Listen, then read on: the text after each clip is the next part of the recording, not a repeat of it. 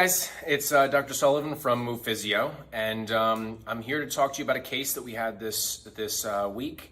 Someone with shoulder pain. And before I get into that case, I wanted to give you actually a quick test that you can do on your own. And I've done this before in a previous video, but if you have shoulder pain, how do you know that it's actually your shoulder that the pain is coming from? And this is a really quick test. I've shown this to a few different orthopedists as well as some other physicians, and I've taught this to some PTs and some other clinicians.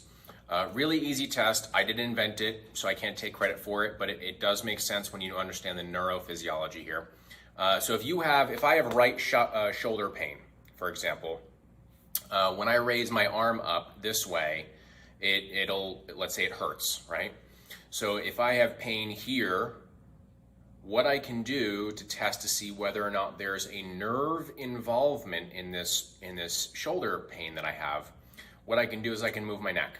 All right, so if I can raise up my arm to here and I have pain, if I move my head this way and I can get higher, and if I move my head this way, I get lower. If I move my head at all and it changes what I can do in terms of my range, we know that there's not just the shoulder that's involved in this particular scenario. So, because by moving your neck, you don't have muscles that go from your neck to your arm. Your shoulder muscles are all kind of right around here. So moving my neck shouldn't change that, right? So by moving my neck, we influence the nerves, and that influences how I can move my shoulder if the nerves are involved. So that gives you kind of a nice little test that you can do on your own.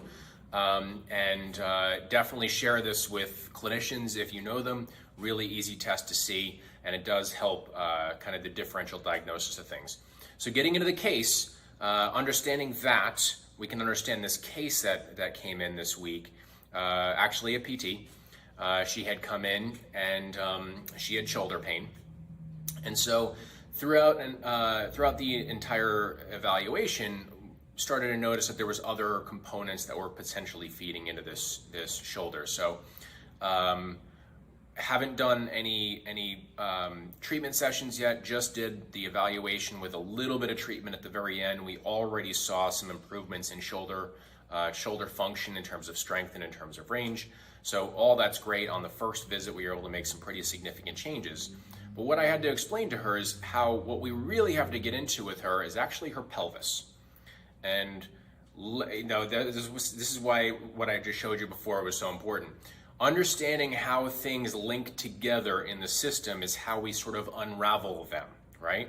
So if we know that if I move my neck and it affects my shoulder, we know that there's neck involvement.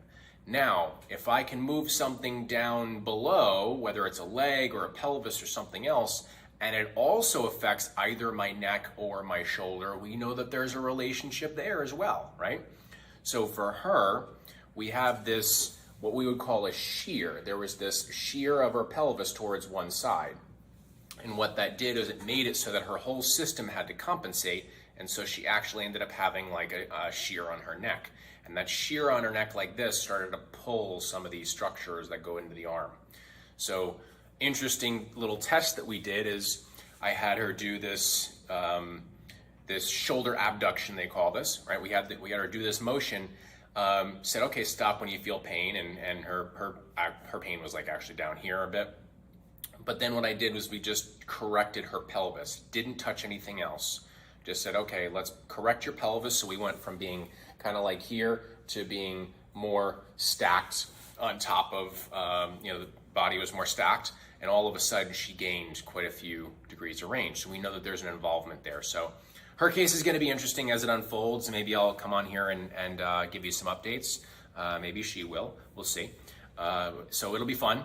But we have to really work on her pelvis and how it relates to her spine and the dural tube, so the actual connective tissue around the spinal canal as it goes all the way up the spine into the neck and into the head, and how that becomes continuous with the nerves that go into the arm, which is ultimately how this whole thing relates to the shoulder, right? So she's got shoulder pain, she's got back pain, she's got these other issues going on. So we'll unravel this whole case. And we already made some improvements with her shoulder range of motion, like I said, on the first visit. So we should see continuous improvements. Even if I don't treat anything up here, we might see some drastic improvements on what she can do with this arm as she treats patients on her own and giving her the ability to use her arms and her body in a more appropriate way. We should start seeing those functions improve at work and when she does things on her own in play. Even if I don't necessarily treat anything up here into the shoulder or in the neck, we should see that improvement. So stay tuned and I'll maybe update you. Hopefully we can get her to update you as well. But this will be a fun case to work on.